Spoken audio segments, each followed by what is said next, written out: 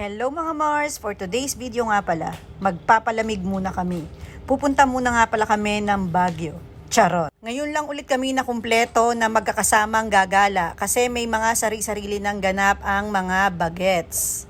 Madalas si Akiyo lang ang lagi naming kasama.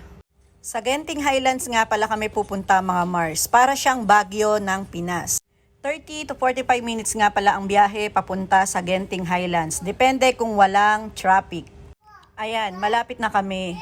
Grabe yung fog mga Mars, halos wala na kaming makita sa kalsada. Pero hindi naman siya ganun kalamig. Andito na nga pala kami sa Genting Highlands Premium Outlets. Hahanap lang kami na mapaparking. First stop nga pala natin mga Mars is Nike. Tara, tingin tayo sa loob. Pero window shopping lang mga Mars. Meron din nga palang Coach outlet dito. Laging box office dyan mga Mars. Lagi mahaba ang pila. Katapat nga pala niya ang Michael Kors na naka 70% off sila.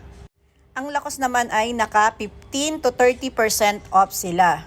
May Levi's outlet din nga pala sila dito na naka buy 2 free 1. Hindi naman ang Levi's, ayan naman yung Guess outlet. After naman naming mag window shopping at maglakad-lakad sa outlets, ayan, tatry naming sumakay sa cable car. Panoorin nyo sa part 2 mga Mars ang pagsakay namin sa cable car.